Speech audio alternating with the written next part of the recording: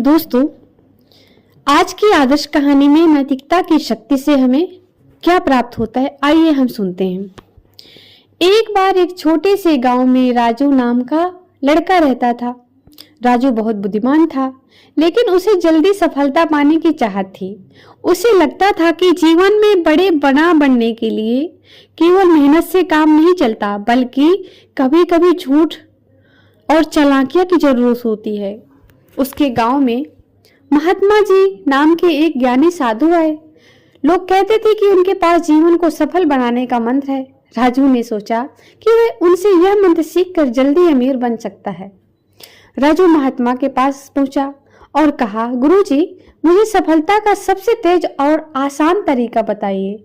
मैं बड़ा आदमी बनना चाहता हूँ। महात्मा जी मुस्कुराए और बोले, बेटा, सफलता का असली रहस्य नैतिकता और सत्य में छिपा है, लेकिन इसे समझने के लिए तुम्हें एक कार्य करना होगा।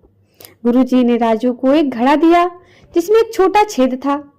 उन्होंने कहा, इस घड़े को नदी से भर कर लाओ, लेकिन ध्यान रहे पानी बर्बाद ना हो। राजू ने कई बार कोशिश की, लेकिन घड़ा हर बार खाली हो गया। थक कर उसने कहा, गुरुजी, ये असंभव है, ये घड़ा कभी नहीं भर सकता।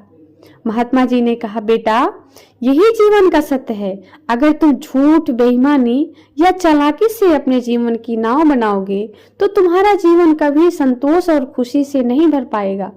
नैतिकता के बिना जीवन उस छेद वाले घड़े की तरह है, जिसमें कितनी भी कोशिश करो, सब व्यर्थ हो जाएगा। राजू को अपनी गलती का एहसास हुआ। उसने ठान लिया कि वह अब ईमानदार और नैतिकता का मार्ग अपनाएगा। अंत में कुछ वर्षों बाद राजू गांव का सबसे सफल और आदर्श व्यक्ति बन गया। लोगों ने उसकी ईमानदारी और मेहनत को सम्मानित किया।